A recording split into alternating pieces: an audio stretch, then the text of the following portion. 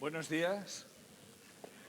Bien, vamos a comenzar y para ello tengo el gran placer de presentar a la profesora PARVEEN Ali. Es enfermera matrona, reconocida docente senior de la Academia de Educación Superior de la Real Sociedad de Artes, Manufacturas y Comercio. Docente en la Facultad de Salud Pública, también es profesora visitante de la Universidad de Ciencias de la Salud, Karachi, Pakistán, y de la Universidad Médica Kimber, de Peshawar, Pakistán. Profesora de Enfermería de la Universidad de Sheffield, y por su gran trayectoria, cualificaciones y experiencia y pasión por la enfermería, ha sido nombrada editora jefa de la International Nursing Review, la revista oficial del CIE. Habiendo sido galardonada con varios premios, entre los que destaca el premio Mary Seacole al liderazgo, el premio de Sigma Theta Tau,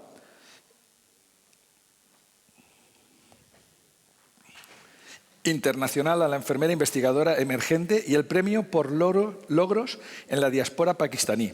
Su investigación doctoral se ha centrado en la violencia de género, abusos domésticos, desigualdades sanitarias en relación con el género y la etnicidad. Por todo ello, estamos hablando de un referente de nuestra profesión y es un placer contar con ella en este congreso donde va a impartir la conferencia inaugural. La conferencia lleva por título Enfermeras, Investigación y Publicaciones. ¿Por qué deberíamos molestarnos? Deciros que la doctora habla inglés y tenemos un traductor, por lo tanto va a ir hablando y la conferencia va a ir siendo traducida para que podáis luego anotar cualquier duda, cualquier pregunta que luego le podamos hacer a la doctora. Es un gran placer presentarla y por lo tanto, doctora, cuando usted quiera. Muchas gracias. Thank you.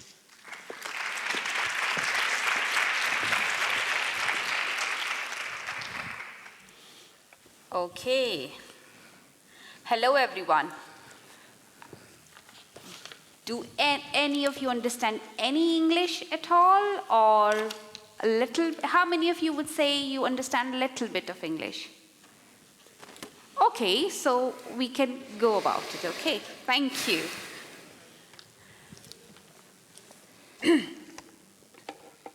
Okay, so we are going to work this out. We've got an interpreter who is going to translate what I'm saying to you. You understand what I'm saying? Yeah? Okay. So I am not very good usually to stick with the script. I say what I say, but today I will try and stick with the script so that I don't give difficult time to the interpreter who is helping us. Okay. So thank you very much for being here. So can I just start? I'm just asking the interpreter if they're okay with that. Yes, okay. Thank you very much. Thank you. PARVEEN, Okay. take it away. Thank you. So, first of all, thank you so much for having me here today to talk about a topic which I am really passionate about. And thank you for a very warm welcome and for being here to listen to me. I was requested to talk about research and publications and why it is important for nurses. This is something that you all must have read about, heard about, and after all, we usually think that there are usually two camps. One who think research is necessary, the other one thinks that we don't do research, and why should we actually be bothered? We have progressed in our profession so far, and do we actually need to do anything different? So I'm going to talk a little bit about who I am and what makes me a credible person to talk to you about research in nursing and where my understanding is coming from, and then we can take some questions. Is that okay? So I'll wait for the interpreter and he can translate. Muchas gracias.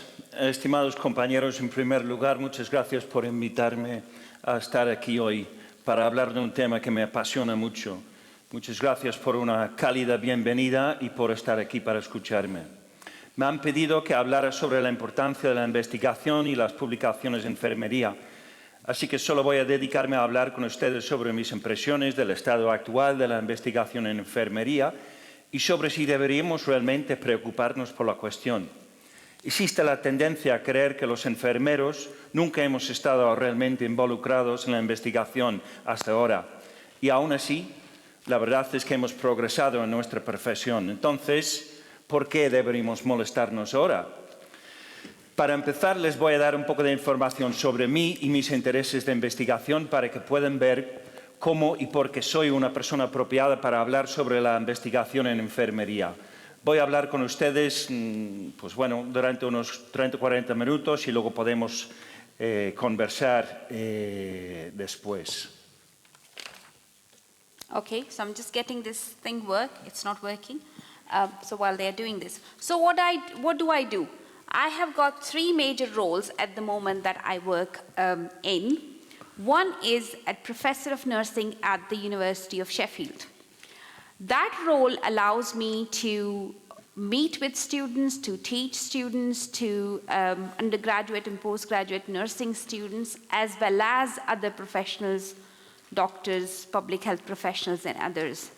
And that helps me see how we as nurses see research and how other professions see research. The other role is working at Doncaster and Bassetlaw teaching hospitals as a professor of nursing also. That allows me to see how nurses, when they're working in an acute care setting, see research and what sort of issues and barriers they face when they are talking about research. And the third one is the Editor-in-Chief of International Nursing Review, which allows me to see submissions from all over the world that people submit. So that allows me to see the quality of work that nurses do, the problems they have in writing research or conducting research and talking about research. Okay? One more thing which is not in the script, and I'm also a professor of gender-based violence, which means that I work with colleagues who are not nurses, who are lawyers, who are social workers, and who are other people. And that then allows me to see how research happens in other disciplines. So I'm going to use all these, the information or the knowledge which I have from these roles to talk about research. Entonces, ¿qué es lo que hago? Bueno, tengo 3 roles principales en la actualidad y estos incluyen ser catedrática en enfermería y violencia de género en la Universidad de Sheffield y en los hospitales universitarios de Doncaster y Bassetlaw. Y esta faceta de mi trabajo me permite ponerme en contacto constante tanto con estudiantes como con profesionales de la docencia. A la vez soy la editora principal de la revista International Nursing Review, que es la revista oficial del Consejo Internacional de Enfermeros. Tengo 3 áreas principales de interés y incluyen la violencia de género, la consanguinidad y el riesgo genético asociado con ella. También estoy interesado en explorar cómo se puede mejorar o desarrollar la comprensión de los profesionales de la salud sobre estos temas sensibles, especialmente durante su periodo de estudios de grado. A lo largo de mi carrera profesional me ha apasionado la enfermería, la investigación en enfermería, y he aprendido mucho sobre la importancia de la investigación para los enfermeros y cómo podemos participar en la investigación, animar a otros a participar en la investigación y, por lo tanto, contribuir a la profesión de enfermería y a la investigación en enfermería.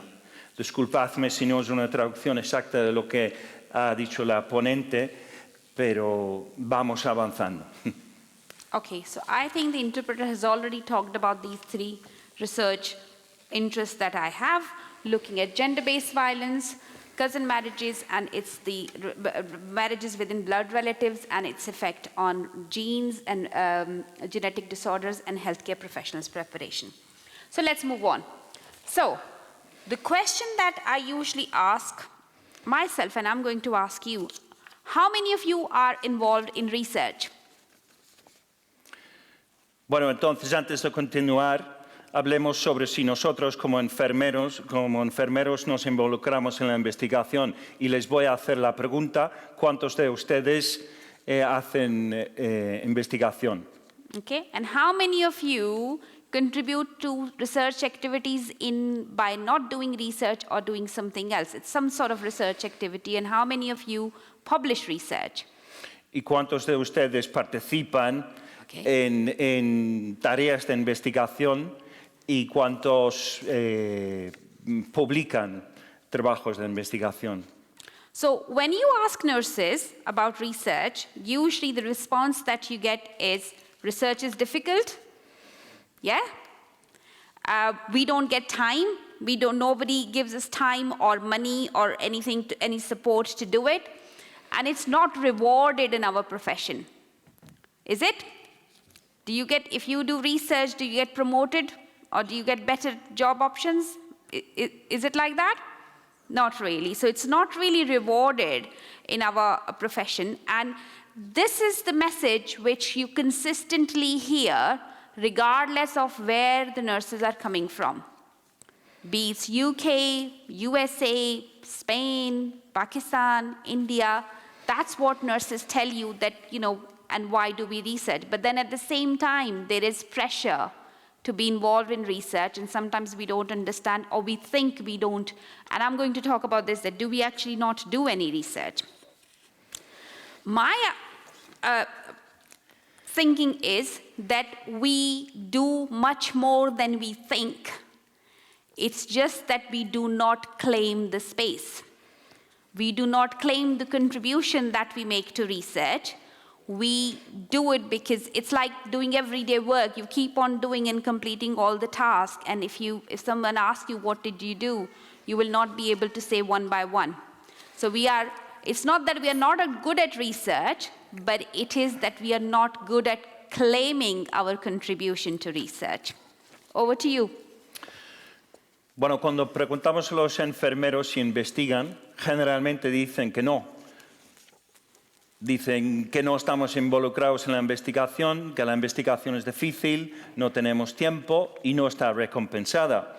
Esta es una respuesta común en todos los países, incluso en España, en Pakistán y, por supuesto, incluso en los Estados Unidos, que es a priori el país más prolífico en el mundo de la investigación. Sin embargo, yo opino que los enfermeros sí que contribuimos a la investigación, pero a veces no somos dueños de esa misma investigación. Hacemos el trabajo y lo entregamos a otros. Pero no somos buenos a la hora de reclamar el valor de nuestro trabajo.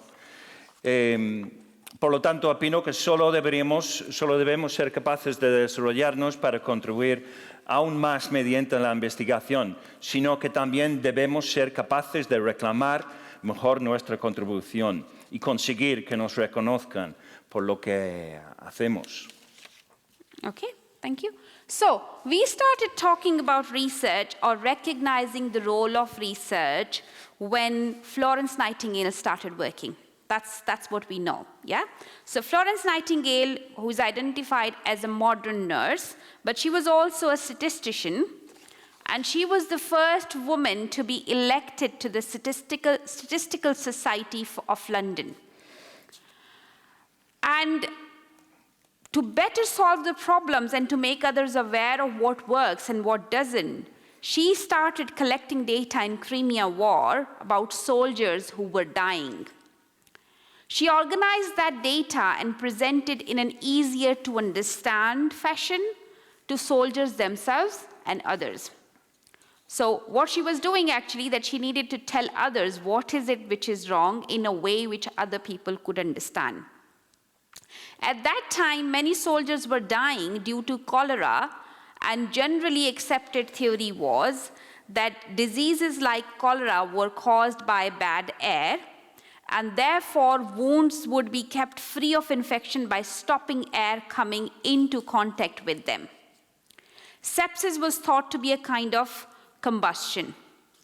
What Florence Nightingale knew, that it was not their wounds that were killing the soldiers, but she thought that they were dying because they were not fed properly, so they didn't have proper food. They were ill-clothed, they didn't have proper clothes, and they were overworked, so they were quite stressed. And obviously there were other considerations as well, but at that time cholera and dysentery was kind of very common, but nobody knew how it transmits from one person to the other. So she was finding it difficult to explain it, but what she did do was to keep record, to document everything that she knew. And when she came back after finishing Crimean War, she discovered that no one was, when she went to the war, she realized that no one was keeping a record or anything. So she kept all those records, track of admissions, deaths, causes of death, why people died. And when she finished, after finishing the war and going back to London, she then used all of that and presented in a way that made people understand that soldiers were dying not because of their wound, but it was the infection and everything else that was killing them.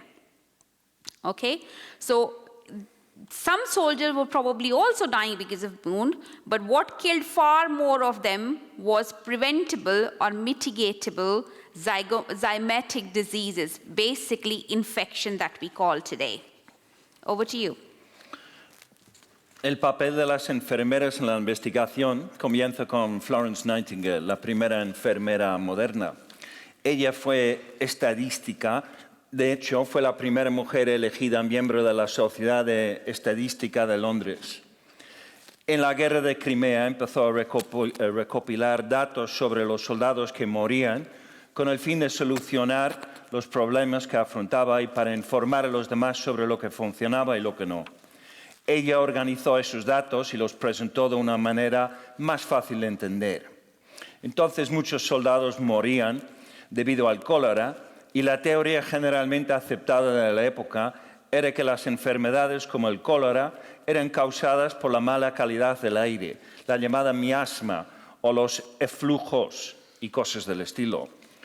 Se creía que las heridas podían mantenerse libres de infecciones si se impedía que el aire entrara en contacto con ellas. También se creía que la sepsis era una especie de combustión.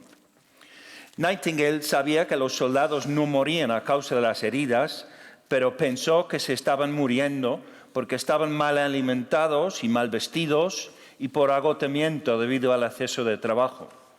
Sin duda, todo eso era cierto, pero realmente no venía al caso si se tiene en cuenta que el cólera y la disentería estaban muy extendidos y ni ella ni nadie sabía cómo se transmitían estas enfermedades. Sin embargo, lo que sí hizo fue mantener registros meticulosos. Cuando llegó a la guerra de Crimea, descubrió que nadie estaba al tanto de las admisiones, muertes o causas de muerte, y ella empezó a hacerlo. Cuando regresó a Londres, pudo demostrar a aquellos que creían que morir era sencillamente cuestión del destino de los soldados durante las guerras, que en realidad, de hecho, las heridas mataban a muy pocos soldados. Lo que mató a muchos más de ellos fue lo que ella llamó enfermedades zimóticas prevenibles o mitigables, y lo que llamaríamos infecciones. Okay, so this is the chart that she developed, and the chart is known as Nightingale's Rose or Nightingale's Coxcomb. It displays the causes of death of soldiers during the war, divided into 3 categories. One is preventable or mitigatable zymatic diseases, such as infectious diseases, including cholera and dysentery, and you can see that in blue color. Wounds, which is in red color, and all other causes, everything else in black. So as today we have pie charts, which it's kind of similar to pie chart, but the significance or of the issue is described by the radius is different rather than the angle that is altered. Okay, so this was a very innovative idea at that time, and she was able to present the data in this form, and you can see that people could easily understand it, that you don't need to be a PhD or something to understand that more people died because of preventable causes and less people died because of wounds and other infections. So the point I'm trying to make is that nurses have been involved in research from that time. Now, we are in Spain, so Florence Nightingale is just one example, but it is an example whose work is known in their country and therefore in other countries. So people talk about Florence Nightingale. But there must be many other Florence Nightingales in many other areas of the world, in the different continents, in different countries, who we do not necessarily always talk about. Okay? So what we need to, but it doesn't mean that they didn't do work, they didn't identify, or they didn't present it, things like that, or come up with ideas like that. So part of the claiming our contribution means that we need to identify those nurses, we need to identify those leaders and acknowledge their roles, give them recognition, and tell the world about them. So that we don't only know about Florence Nightingale and what she did, but many other nurses who did work across the world in other countries as well, because it will benefit nursing and nursing research and profession. Bueno, aquí podemos ver el gráfico que ella creó. El gráfico se conoce comúnmente como la rosa de Nightingale y muestra las causas de muerte de los soldados durante la guerra de Crimea, divididas en 3 categorías. Enfermedades zimóticas prevenibles o mitigables, enfermedades infecciosas, incluyendo el cólera y la disentería, que están coloradas en azul, heridas, que están en rojo, y todas las demás causas en negro. Al igual que con los gráficos circulares de hoy en día, el área de cada cuña es proporcional a la figura que representa. Pero es el radio de cada sector y no el ángulo lo que altera para lograr esto. Bueno, esto fue una idea muy innovadora, ya que pudo presentar los datos de una forma fácilmente entendible y también de fácil uso práctico. Entonces podemos, y esto es lo más importante que quiero resaltar, podemos concluir que las enfermeras han estado involucradas en la investigación desde hace mucho tiempo. Sin duda, Florence Nightingale es un ejemplo cuyo trabajo, por supuesto, es reconocido en todo el mundo. Pero yo creo firmemente que hay muchas otras Florence Nightingale en cada país cuyo trabajo no es tan conocido. Pero eso no quiere decir que no lo haya hecho. Y entonces, parte de nuestra tarea de reclamar nuestra contribución supone identificar a estas figuras, a estos o estas líderes y reconocer su papel, dándoles reconocimiento y contándolo a todo el mundo. Hacerlo beneficiará tanto a la enfermería como a la investigación en enfermería. Okay, thank you. So now before we talk about nursing research and what is the state of nursing research around the world, let's look at the state of research and development around the world and publications around the world. And because nursing doesn't operate in vacuum, but at the same time we don't have much data available about nursing. So this graph shows you the human and financial resources devoted to or provided for research and development, and the data is taken from 2019. And the bigger the circle is, the more investment is done in terms of research. So you could see that there are only few countries, so USA is one example, China is another example, and therefore a lot of the work is coming from these countries. And when we usually see a lot of work coming from these countries, we don't necessarily think there is a lot of investment from them. But this tells you how much investment is done from these countries. So the bigger the circle, more money is spent, and we can see USA and China as the biggest contributors. Ahora, antes de pasar a hablar de enfermería, vamos a examinar cuál es el estado actual de la investigación y de las publicaciones científicas en el mundo. La enfermería no opera de forma separada y es parte del sistema en el que operan otras disciplinas y campos. Si echamos un vistazo a la tabla, podemos ver qué países gastan más dinero en investigación y desarrollo. Los datos que se muestran aquí nos informan sobre la inversión humana y financiera de los países en el año 2019. Y como pueden apreciar, cuanto más grande es el círculo, más dinero se gasta.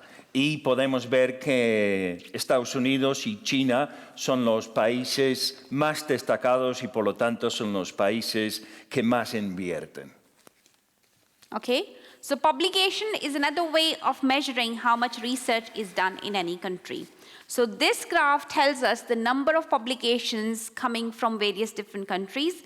And again, USA was at the top up until 2018, and now China has kind of competing USA, and it has got more publications, and it's more prolific in terms of scientific publication than in any other country. So you could see it's China, then USA, India, Germany, Japan, UK, Russia, and Italy. So basically, how much they spend, so it's the similar picture as we saw in the previous slides, which says that the more money you spent on research and development, the more people would do research and the more people would publish.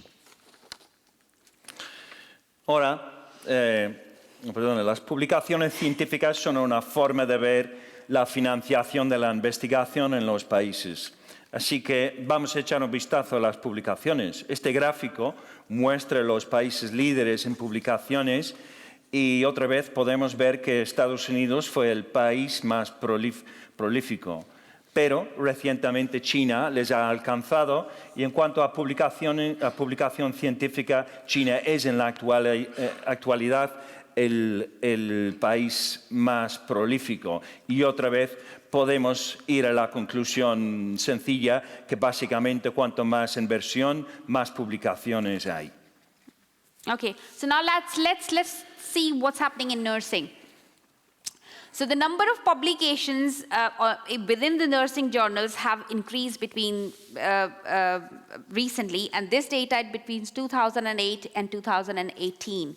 And you can actually see that number of funded publications, which means that there is some research funding available. Sometimes it could probably mean only some time given to people or some minimal amount of funding given to people. But the number of publications and number of funded publications has increased between 2008, 2018 and recently.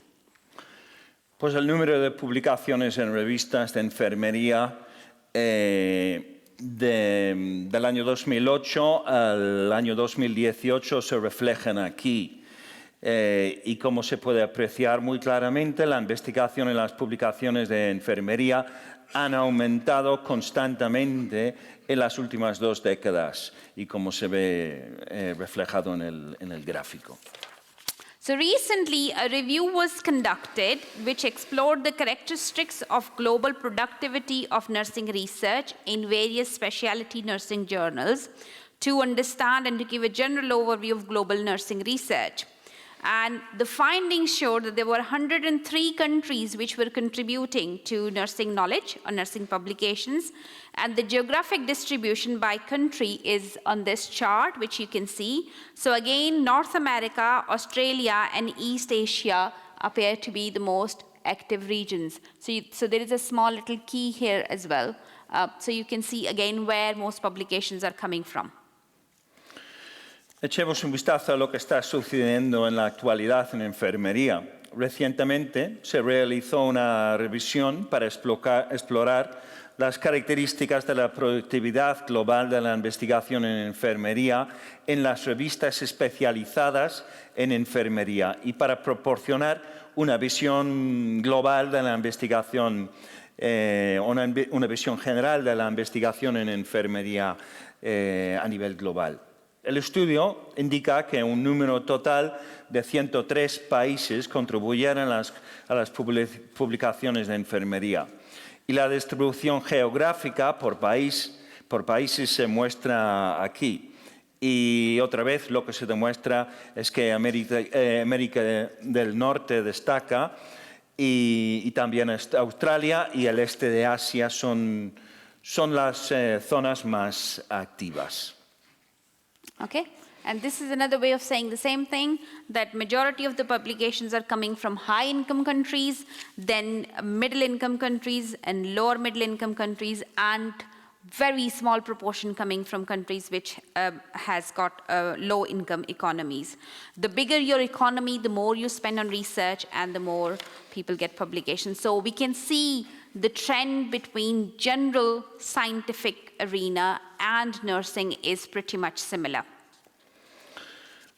Los números más grandes de publicaciones se dan en economías de ingresos altos, seguidas de economías de ingresos medio altos, economías de ingresos medio bajos y economías de ingresos bajos. Otra vez, Estados Unidos es líder en productividad e investigación en enfermería. Los países con grandes economías tienden a contribuir más a la investigación mundial en enfermería. Los resultados indican que algunos países europeos y Australia son más prolíficos cuando se estratifica o se expresa por tamaño de población y actividad económica.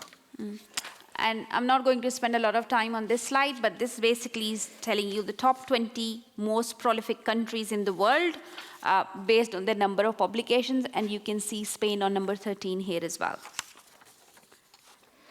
Bueno, no vamos a pasar mucho tiempo en esta diapositiva, pero podemos ver que son los 20 países más prolíficos según el número total de publicaciones y, como pueden ver, he resaltado la posición de Spain en este ranking. And this gives you the information about top 5 active countries and what kind of journals they're publishing in. And you can see Spain again, and most of the publications are going to nursing education today, which probably suggests that a lot of research or papers that people are writing about nursing education or what's happening in nursing education. Does that make sense? Do you agree with that, that a lot of research in Spain is happening about nursing education? Bueno, en este gráfico muestra las 5 principales revistas activas y los 5 principales países que publican en estas revistas. Y este gráfico muestra los 5 principales revistas, aquí se ve qué investigadores en España han publicado más en la revista puntera Nurse Education Today, lo que puede indicar que la mayoría de la investigación que se está haciendo o publicando sobre enfermería en España está relacionada con la educación o formación en enfermería. Y quería preguntarles si ustedes están de acuerdo con esa evaluación. Okay, so up until now we talked about what is the problem, what is happening within nursing, research and publication wise, that we do not have as many, we are not involved in research as much as we should like to, and there are not as many publications as much as we would like to. Now let's talk about why is that happening. So there are various reasons of it. So what affects nursing research and publications? One is reasons that are related to individuals, people themselves, people like me, you, anyone sitting here. We probably don't have research skills because they were not taught in undergraduate programs. There probably are issues with confidence and competence. People don't know where to go. What is it that I'm a nurse today, I'm working in a cardiac intensive care unit or something like that. What is it that I want to do next? What is it that I can do next? And what do I need to do about that? When it comes to research, people don't know how to secure funding. Where is the funding going to come from research, for research? And there is tension between kind of time that you split between clinical and research activities and your personal and professional lives. You get colleagues who tell you if you're doing research, they think that you're not working. So that's individual factors. Over to you. Bueno, ahora vamos a pasar a mirar la cuestión del por qué no se hace tanta investigación como sería deseable. Y podemos destacar algunas cuestiones, como por ejemplo, que carecemos de las habilidades de investigación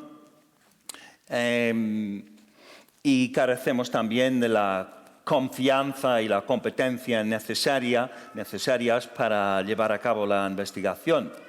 Otras cuestiones resaltables son que la gente realmente no sabe dónde acudir para participar en iniciativas de investigación o si quiere, para gestionar la progresión personal o profesional.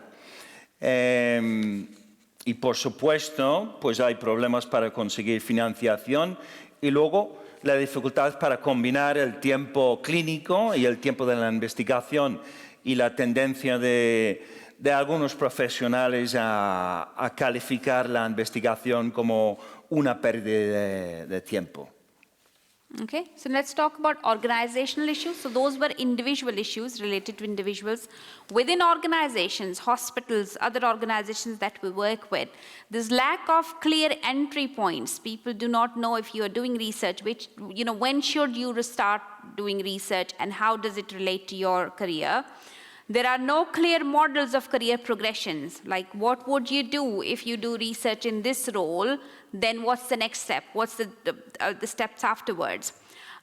Organizational support from management is usually very less, and especially mid-level management, so head nurses, matrons, like ward managers, they don't necessarily see research as important because they are more, of course, they're more bothered about making sure that patients are receiving care that they need to.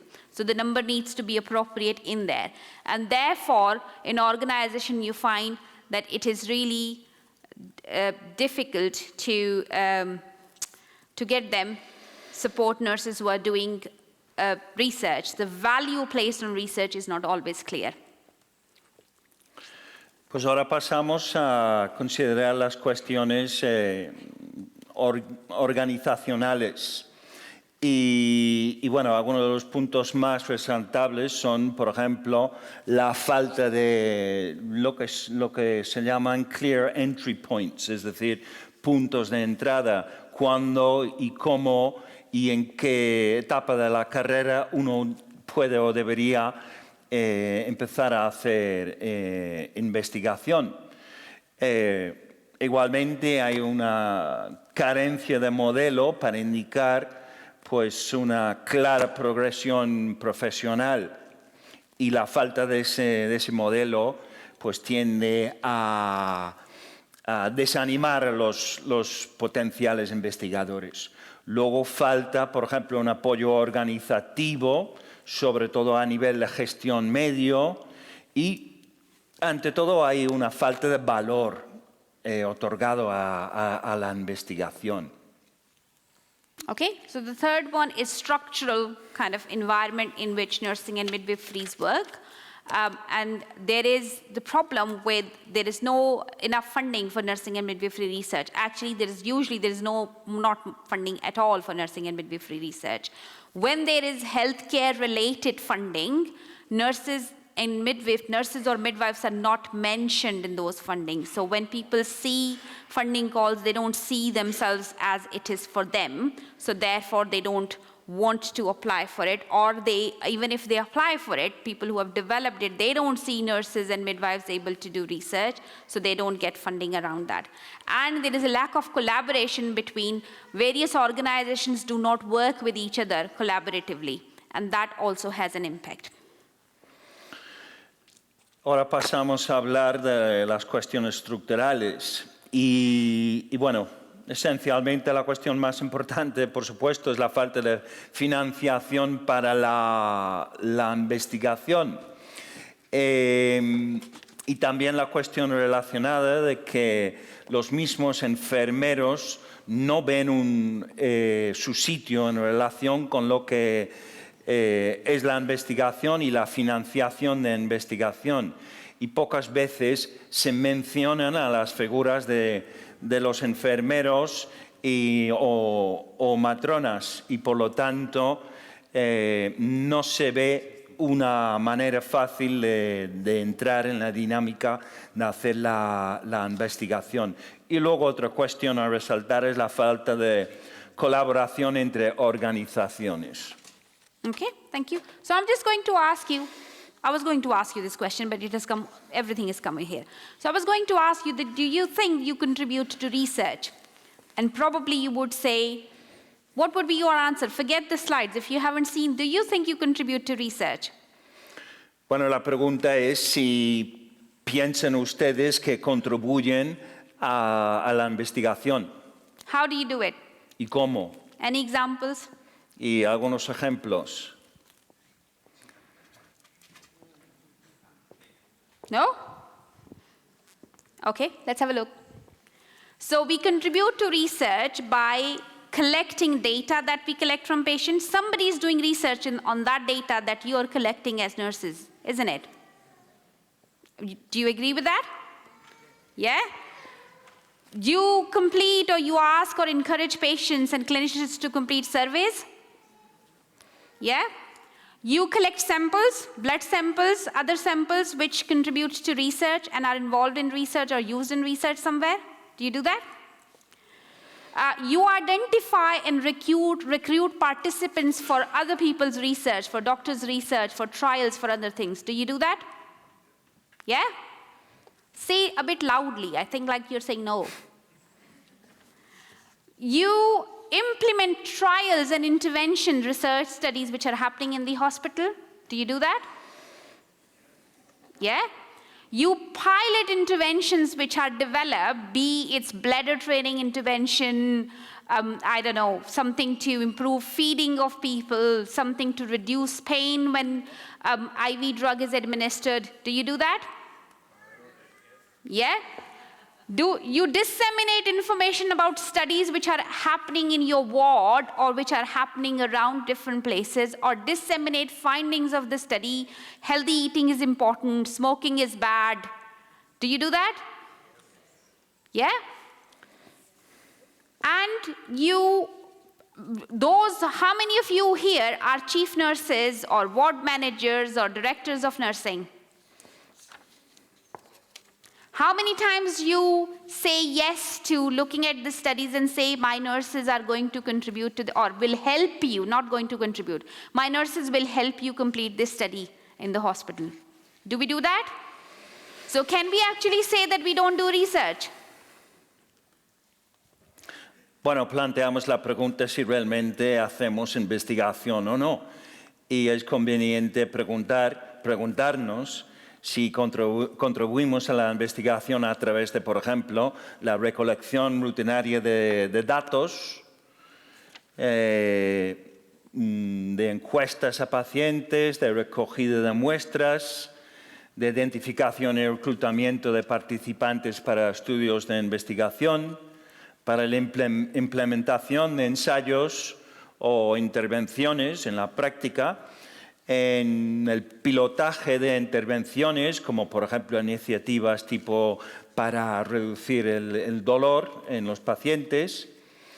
Y pregunta también si realmente, o nos deberíamos preguntar, si participamos también, por ejemplo, en la difusión de información sobre estudios o resultados de estudios, como por ejemplo sobre cuestiones del daño que viene del tabaco, etcétera, etcétera.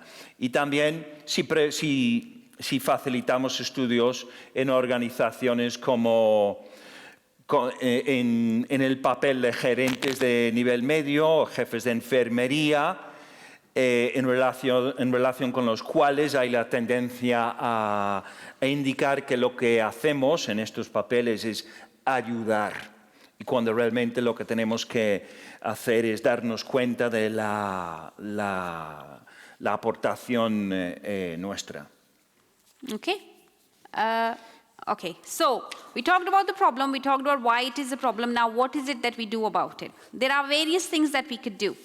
One is that we can talk about an increased awareness among nurses as to how we contribute. So what I just did. Before that, did you realize you do research?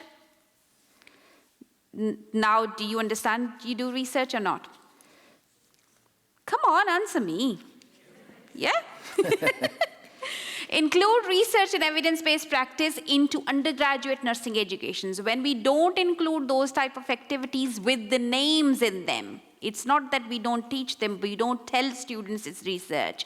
When we teach students from undergraduate time, they're not going to say, I don't know what research is and I'm not doing it, or I don't do it.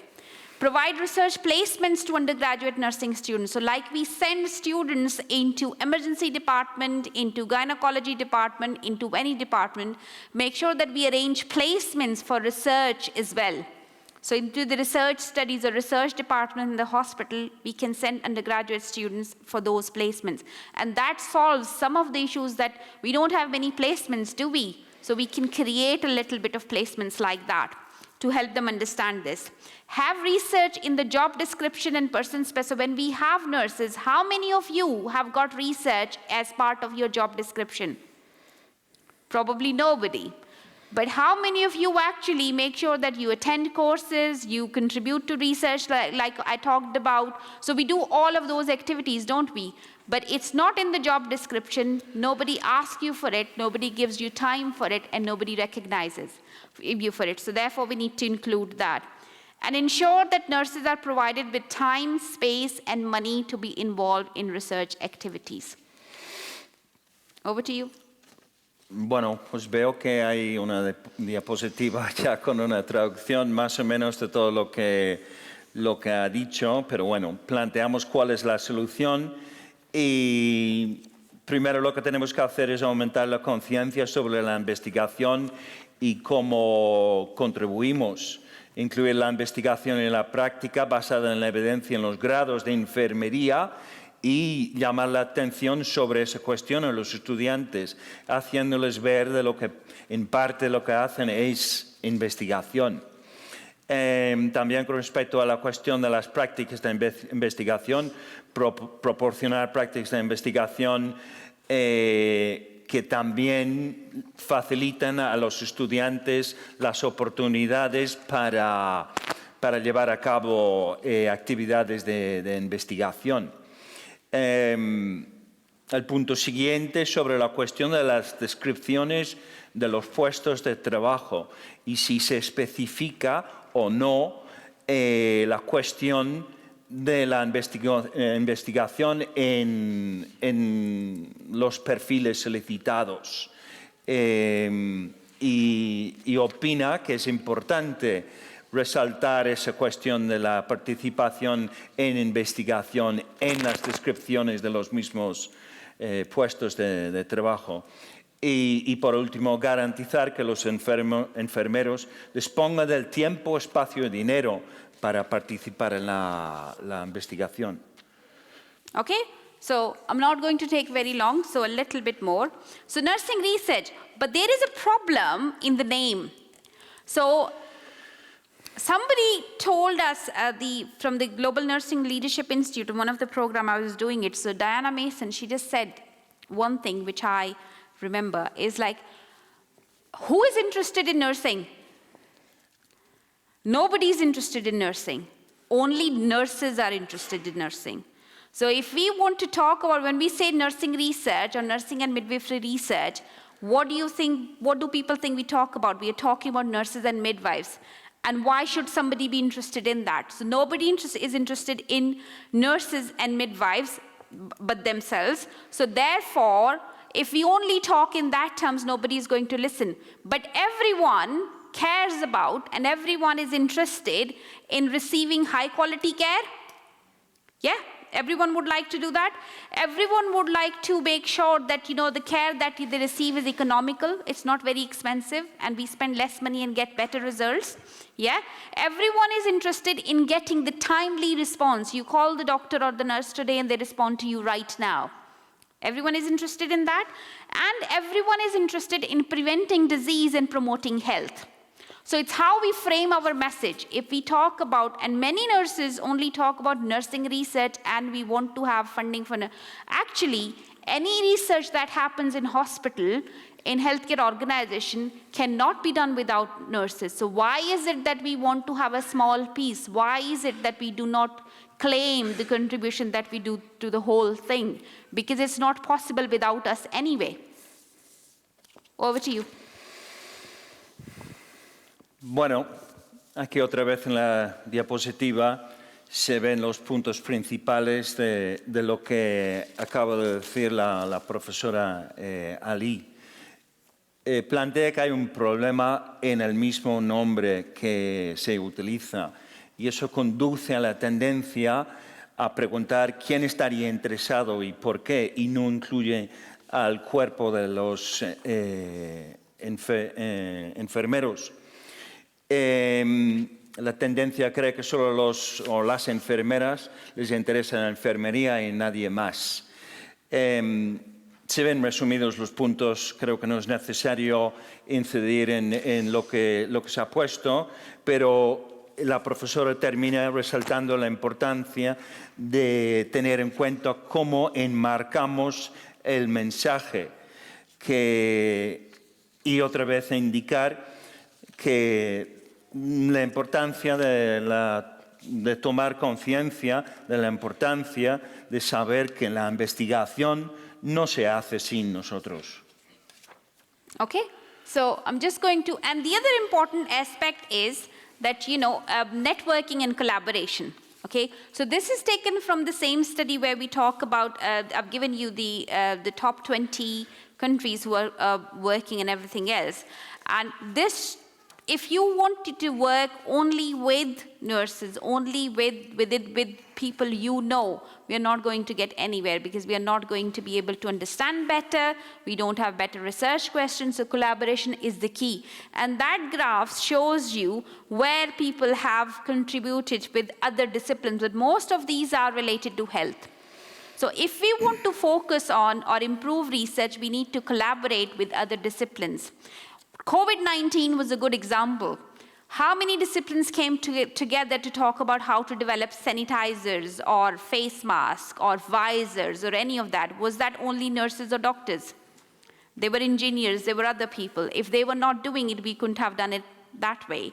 So the important point is to work with other disciplines so that they know about nurses, they understand what nurses do and what they can bring to the table, and therefore the value of nursing and nursing research is improved.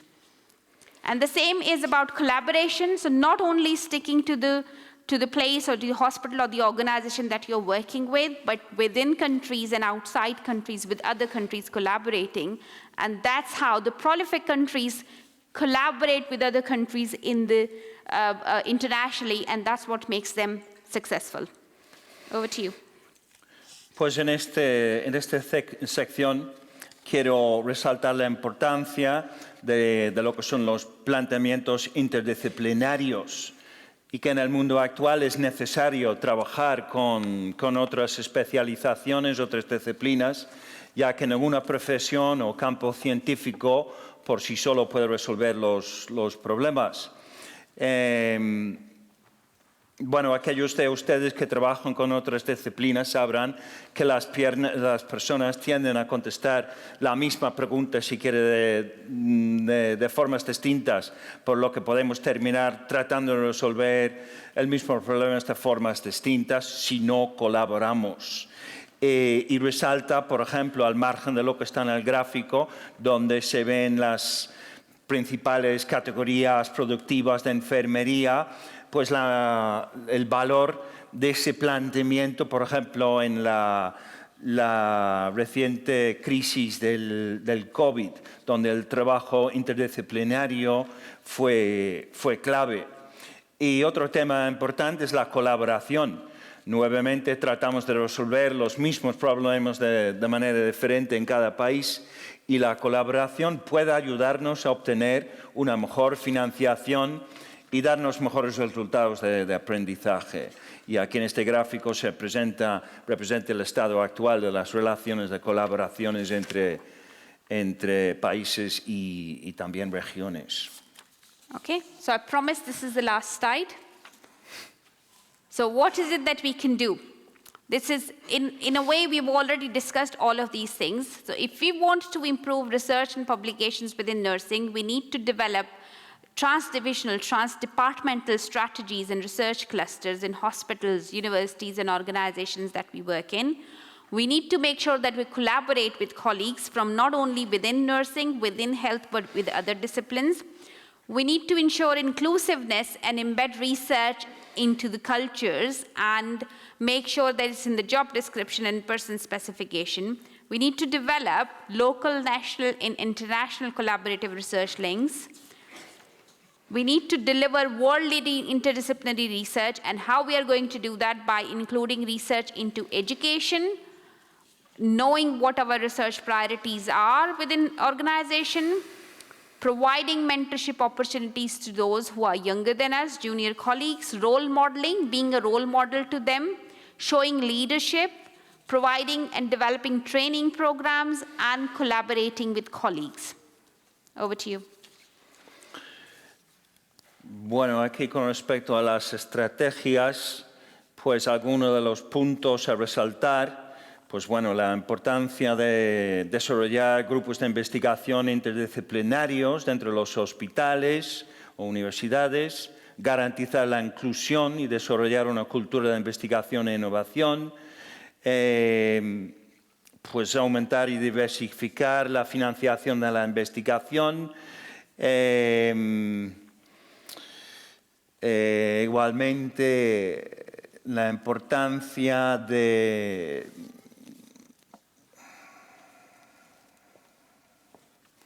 asegurar recursos necesarios para facilitar la investigación, reconocer y valorar comportamientos de investigación positivos, ser un modelo a seguir y desarrollar programas de coaching o tutorización y identificar a enfermeros y matronas que se pueden clasificar como prometedores. Y vincular la investigación con el trabajo, dando importancia a las evaluaciones para inculcar una cultura de éxito y para fomentar la confianza, y se ven reflejados en el diapositivo algunos otros aspectos. Okay, thank you very much. Muchas gracias, and I'm happy to take any questions.